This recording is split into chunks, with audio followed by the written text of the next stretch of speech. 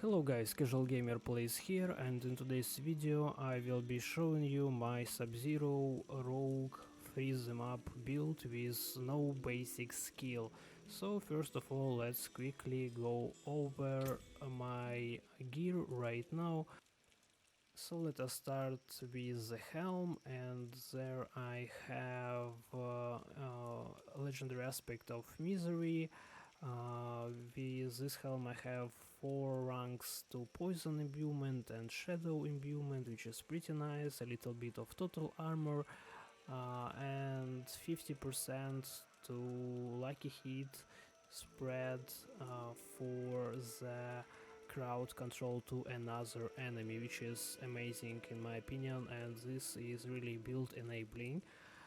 Next one I have is Mangler's aspect, which will daze enemies or vulnerable enemies with 43% in my case chance for 2 seconds on lucky hits. Amazing defensive aspect for rogues. Next I have the first unique right here, which is Frostburn. Unfortunately I have it only at 15%, and I really would like to get one at 25% to chance to freeze enemies for 2 seconds on lucky hit, and it comes with critical strike chance. Unfortunately I have mine with low roll, cold damage, freeze duration, and chance to restore primary resource, which is amazing because we are running no basic skill in our setup. Next we have disobedience in the pants slot for legendary power. I believe this is the best slot to have it, and it's a defensive power that will help you to gain more armor with the damage you deal. And actually I have low roll on armor in this piece of gear and 3 potion capacity, not even that really ideal for the build, so you can do much better. Next unique I have are Penitent Greaves. I believe this is the best one in slot for rogues right now. It's amazing. I don't have it at 10% maximum amount of damage, not maximum but increased amount of damage done to the shield enemies, but 9% is pretty nice in my opinion too. As you can see, the movement speed is there, and it's pretty high roll for me.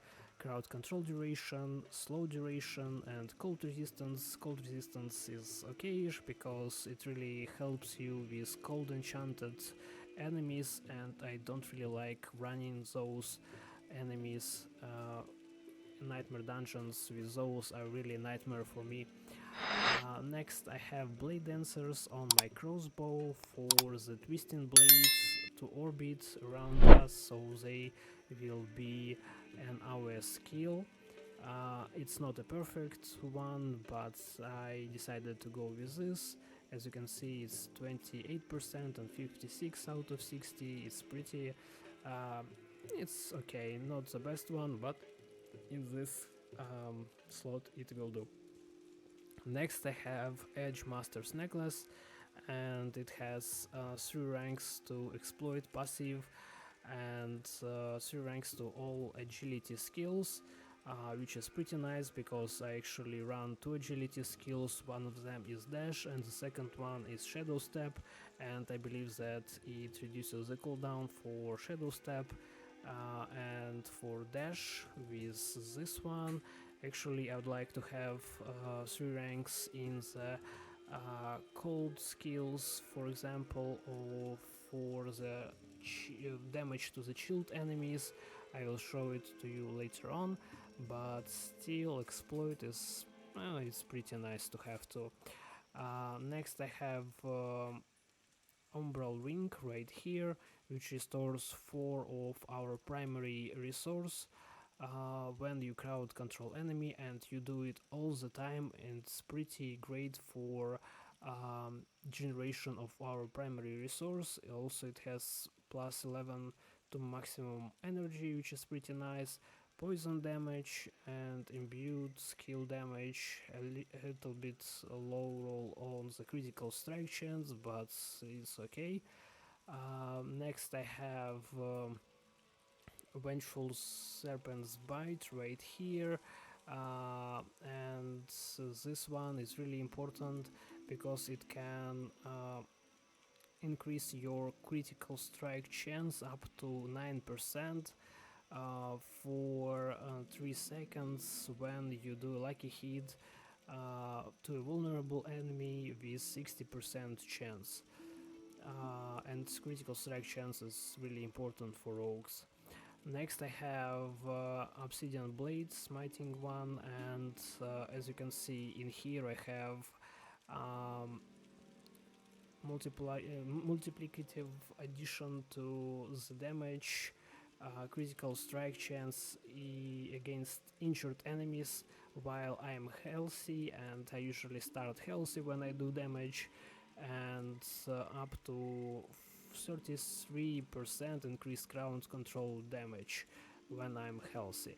So when injured enemies I deal more critical strike chance against them, I do have it, and when I'm healthy I gain more crowd control duration, and in this build we are doing a lot of crowd control.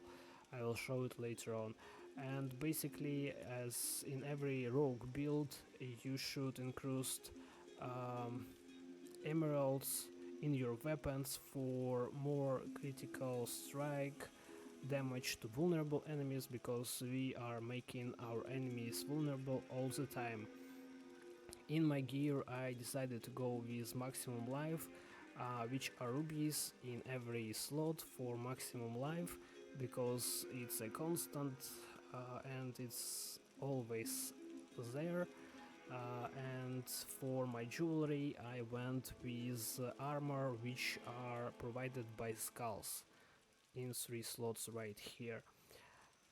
Next, there are some options you can experiment with. For example, I was running with this another unique, which is called Call of the Nameless. It's pretty nice for this build too, because it provides cooldown reduction, and we actually use a lot of cooldowns in this build. Also crowd control duration increase and maximum energy. Unfortunately I have it on low roll, which increases lucky hit chance against crowd control enemies, and we are crowd controlling them all of the time, and that's why it's pretty useful in here. And maybe if it was 25% I would still be running it, but I noticed that this shared misery is doing better job in my opinion. I just get more freezes out of the Frostburn with this build and with this legendary aspect than when I run it with this ancestral unique item. Also for consideration, there are some other legendary aspects which you may want to try. One of those is Noxious Eyes, and as you can see, chilled enemies poisoned by poison imbuement will be further chilled for 20% per second, and you will deal more damage, poison damage to the frozen enemies, and you actually freeze enemies quite a lot, and this is pretty nice to have if you want to try it out. Another one which is really nice to have when you are dealing with bosses or any hard hitting elites or those elites which have a lot of health, is the Bursting Venom's legendary aspect, which will create the pool in which you will get unlimited poison imbuements for you to spam. And I usually run with this one, but then I decided to switch it up, because when you are dealing with enemies you usually quickly dispatch them, or you don't have enough resources to spam unlimited poison imbued course heal, so that it's not really that important in my opinion. And even though it procs really often, I decided to switch it up with something else. Next one we have, okay, this one we already discussed. Next one is can be useful. You can take less damage from crowd controlled enemies, and when the enemy deals direct damage to you, you will get plus 15 movement speed for 2 seconds. This one can be used, it's pretty nice to have for movement speed and speed clears. Next one is each stack of momentum key passive heals you for 100, for example, in my case 194 life per second.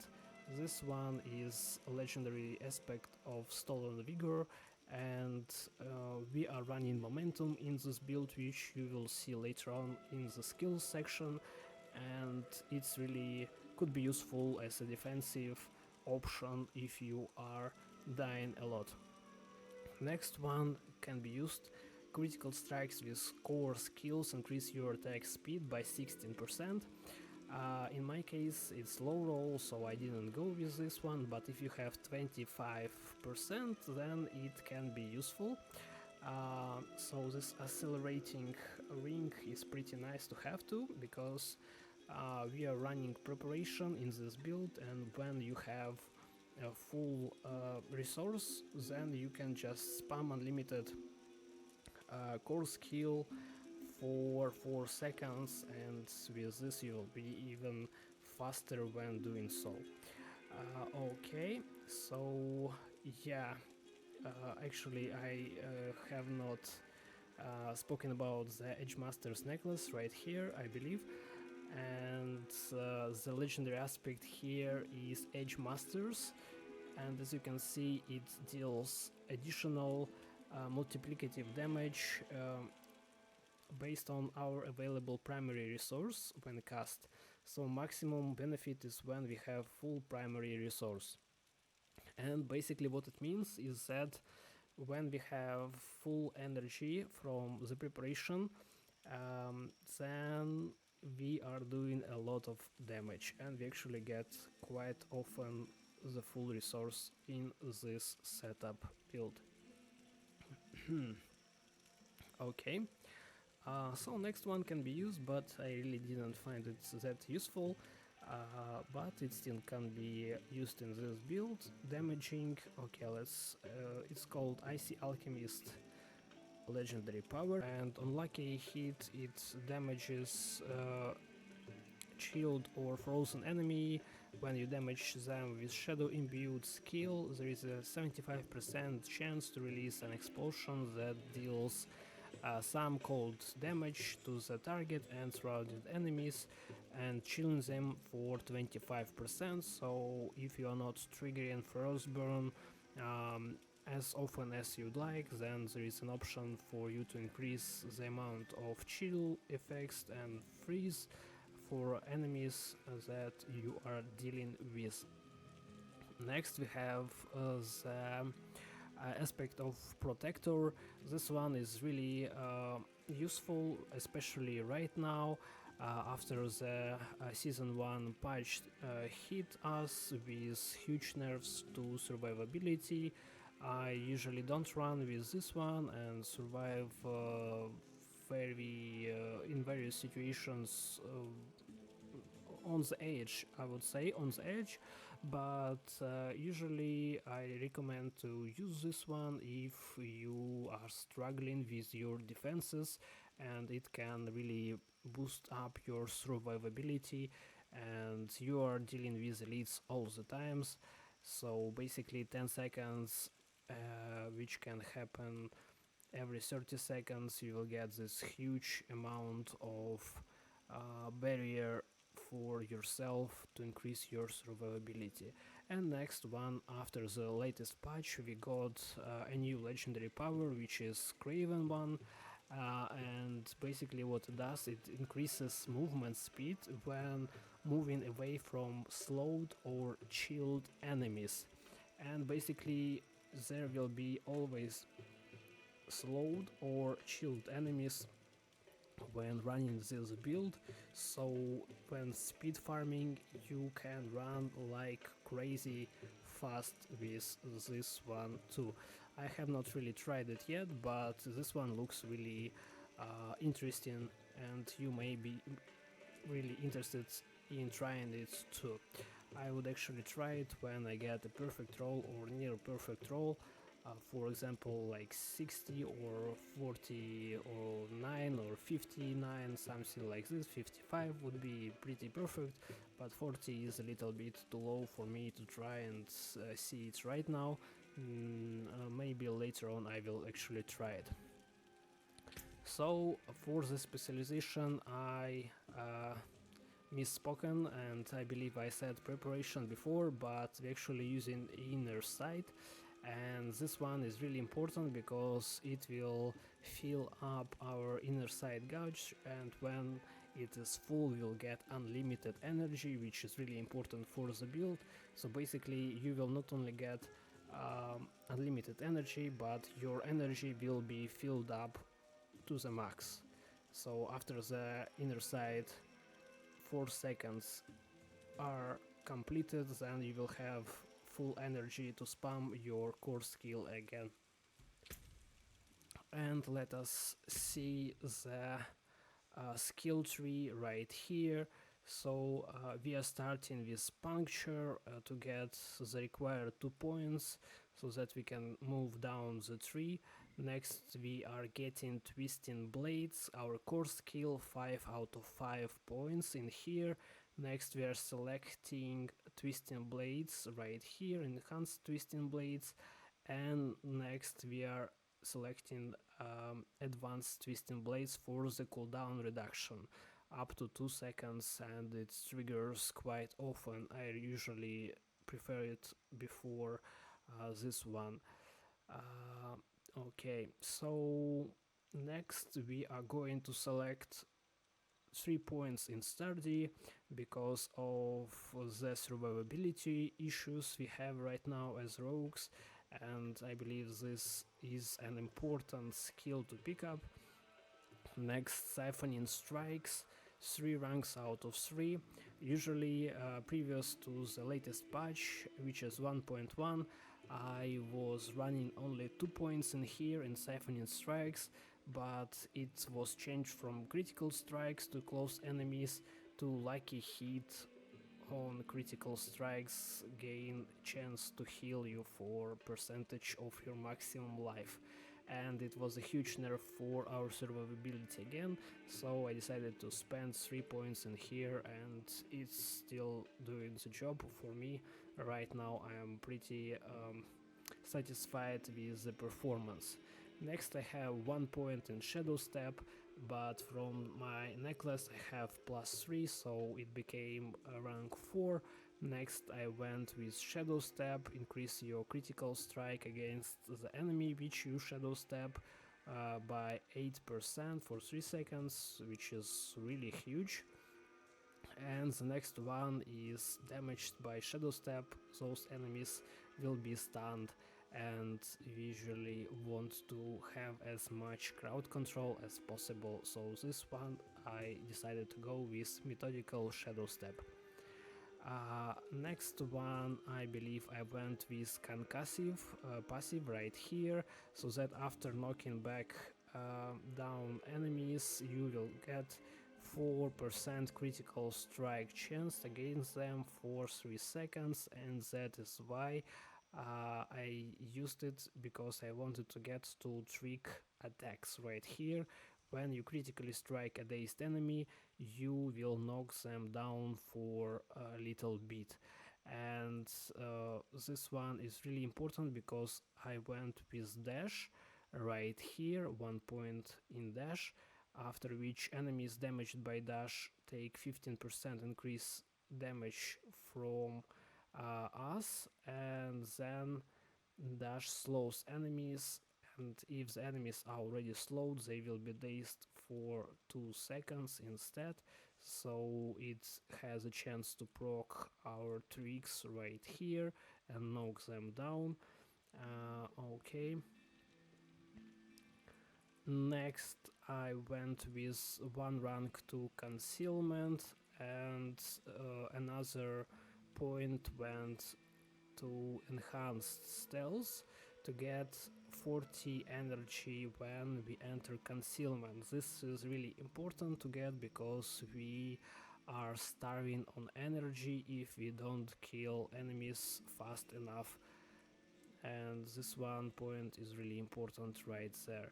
Next I went with exploit, 1 point in here and 3 points I got from my necklace to deal more damage for 2 healthy and injured enemies, which is pretty amazing. And next I went with malice to deal increased damage to vulnerable enemies.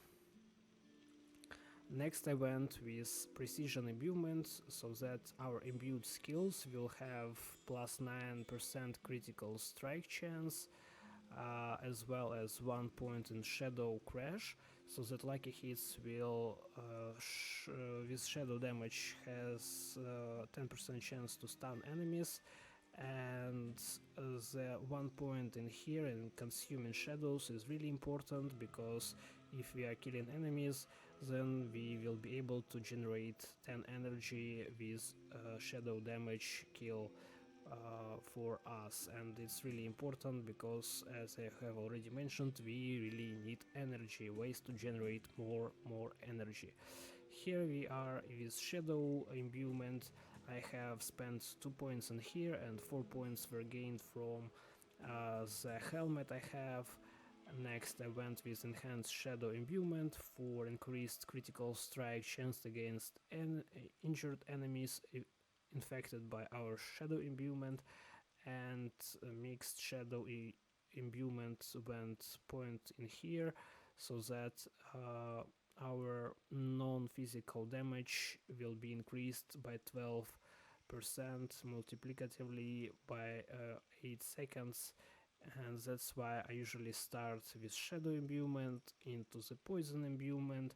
Poison imbuement is our bread and butter. It deals a lot of damage, and usually I spend a lot of points in here. As you can see, it's 9 out of 5, so basically I have 5 points put in here and 4 from my actually helmet right there. Next I went with enhanced poison imbuement, and poisoning increased for 1 second. Also, the last upgrade in here was blended poison imbuement for increased critical strikes with poison imbued skills for more poisoning damage right there. Next I went with 1 point in deadly venom to increase poisoning damage, and 2 points to mitigate damage from poisoned enemies. 10% is pretty huge in my opinion, and I would actually put all 3 points in here if I had spare points. Next, which is really important right here, is frigid finesse. If you can get any neck piece with plus 3 ranks to frigid finesse, use them, because you will be chilling enemies all the time with PENITENT Greaves, and this bonus will be increased to 30% increased damage to frozen enemies. This is massive. This is where the Frostburn unique item comes in, and the bonus is really huge. Next I went with innervation for increase in lucky hit 30% chance to get 8 energy. We need energy, as was stated previously. Next we have Alchemist Fortune. In this passive we have non-physical damage, has plus 15 chance for lucky hit, and we actually have 2 of the imbuments. We use them all the time, and they have increased lucky hit chance, which is really important for us. And for the key passive we have momentum right here, because it's really important. for us as hitting stunned, dazed, frozen enemies or any enemies from behind with our shadow step, and we are stunning, dazing and freezing enemies all the time. Grants us a stack of momentum for 8 seconds, and at 3 stacks, which you will get pretty easily, you will have 20% increased damage reduction, which is massive, especially right now after the nerfs to all classes and their defenses. And you will have increased energy regeneration and movement speed, which is pretty nice also to have. Okay, so let's look at the Paragon tree next. You can use this Paragon tree as a leveling tree board too, or you can respec at a later time at around level 70. I respect at around level 65, 70 and decided to run with this build. It was performing pretty well and I stayed with it till the level 100, and I still run it. It's pretty useful and amazing in my opinion. So our first board is this one. We don't really have any choice, but we have a choice to go which way we want. I went with the right road right here, as you can see, with this magic node and then rare node, which gives us maximum life as well as damage. Next I went up to select efficacy glyph right here, because we will have 2 rare nodes right here, and to increase their basically stats which we'll get from them, I decided to go with efficacy, and also it grants 20% multiplicative damage increase to potency of our imbuement skills, which is really great. So we only need 25 energy intelligence nodes in here, so basically it's pretty doable, and this is how I got them. You can pause at any point to see what was the road I took in order to collect all the nodes for the Paragon board. And the second board I believe was cheap shot, because we are freezing and chilling enemies all the time, and this one I actually got all the rare nodes I wanted. So the second Paragon board is cheap shot right here, because it's straight up amazing. You will deal plus 5% multiplicative damage increase for all nearby enemies which are crowd controlled, and up to 25%, so 5% each, and up to 5% for 5 enemies, so it's like plus 25% multiplicative damage. Amazing legendary node, and I got it first. You can see the path I took on the left right here. I got the legendary node.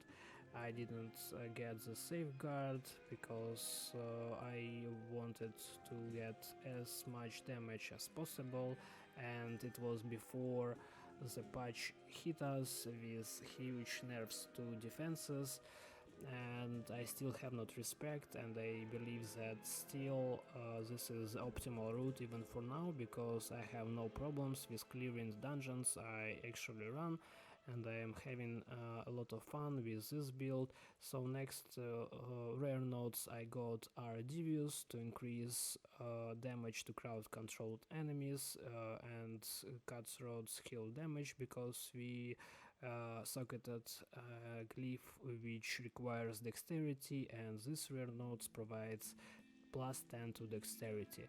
Next one is the same with rare node Wiles called it, and it gives us damage reduction from slowed enemies, and we are slowing enemies with our one of our skills, which is pretty nice. So we got this one here too. For the glyph we got Closer, because we are building melee weapons. We get 10% damage reduction, and actually we get plus 66% cutthroat skill damage, and we are using it as our main damage dealing skill, so this one is a great glyph to have.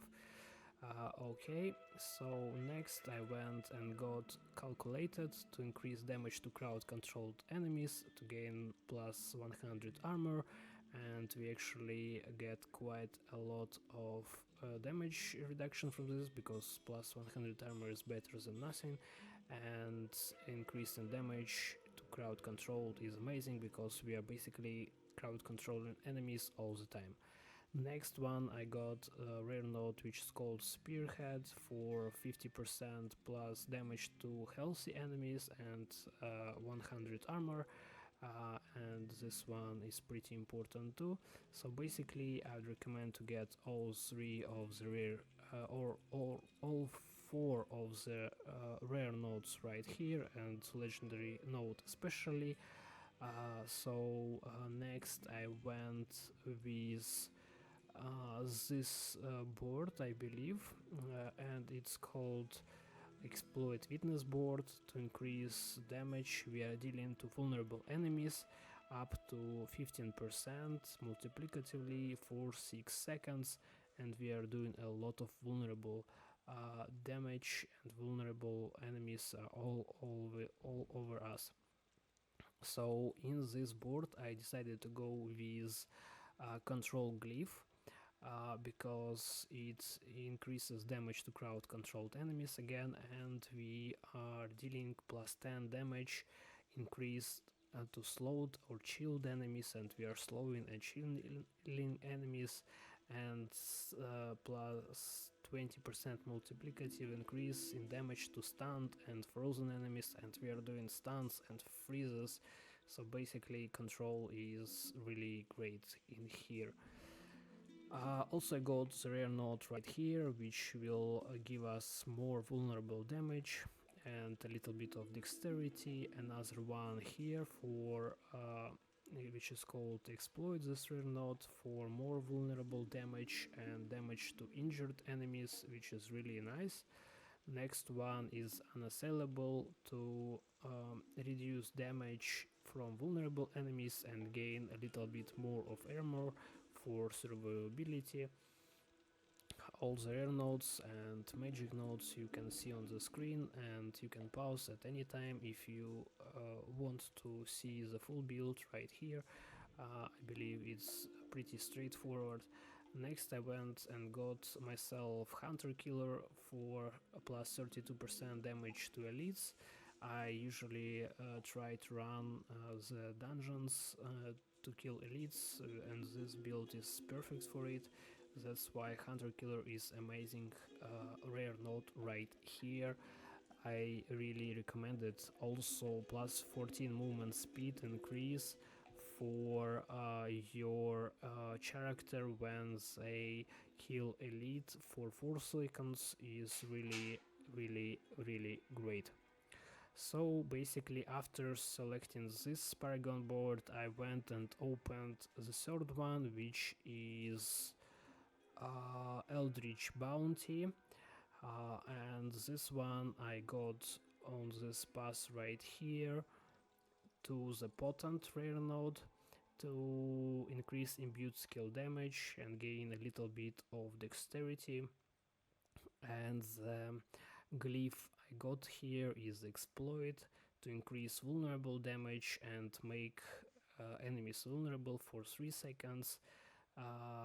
This cannot happen more than every 20 seconds per enemy, and basically we are able to defeat enemies within those 3 seconds, so basically this is more than enough. Next I went up to select this rare node, which is Ready Supply for 20% on physical damage and increase in imbued skill cooldown, which is really important. We have 2 of those and we need as much cooldown on them as possible. Next I went to get Eldritch Bounty right here, which is really important to increase our attacks with imbued skills, damage and resistance for that element which we are imbuing our weapons with for 9 seconds. This one is huge for this build. And then I went up to get to the imbuer node, right here to increase the imbued skill damage and non-physical damage. This one is huge as well. Okay, so basically after this Paragon board, I believe I went with this one, and it's called the Runner's Instinct. Actually, I went with this one because I wanted to get to the Nimble board, rare node right here, and this is what and how I did it. So basically, I decided to go for the glyph first, and it was Frost Feeder for me, plus 99% damage to chilled enemies, and we will get 20% increased chill effect multiplicatively, and I believe this is amazing because we are chilling enemies all the time, and increase in chill potency is really important for us so that we can make our enemies frozen much easier. And after that I went with this rare node, which increases damage for 4 seconds after dodging an attack, and we are playing rogue, so it's really mandatory that we dodge attacks as much as possible, and we usually do this because we have a lot of dexterity. And after that I went to the nimble rare node right here, which increases attack speed for 5% and increases damage by 10%. Also I went and picked up this magic node for 1.3% in attack speed, and this is really important, especially when we have that 4-second window when we are able to deal as many attacks by our core skill as possible. So this plus 6%, 6.3% in attack speed is really amazing in my opinion, and definitely worth picking up. So later I decided to go with another board, so I opened up another one, and this one is called Tricks of the Trade.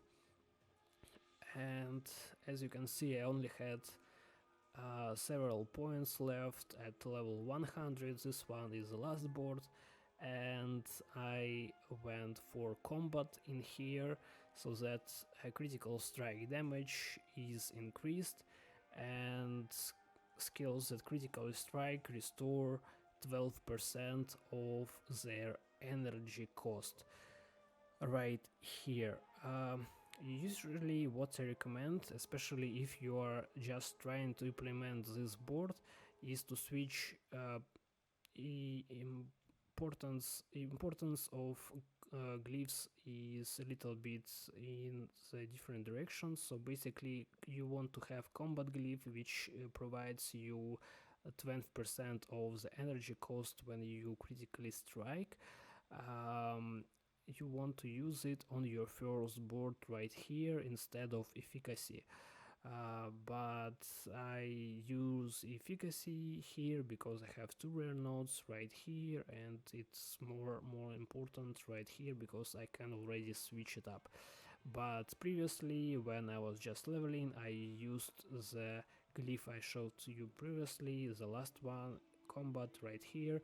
It was in my first Paragon board, because we are really struggling when it comes to bossing and energy regeneration on bosses, so this one is pretty useful there. And finally I got my last rare node, and this one is focused, which increases damage to elixirs and gives us plus 10 dexterity.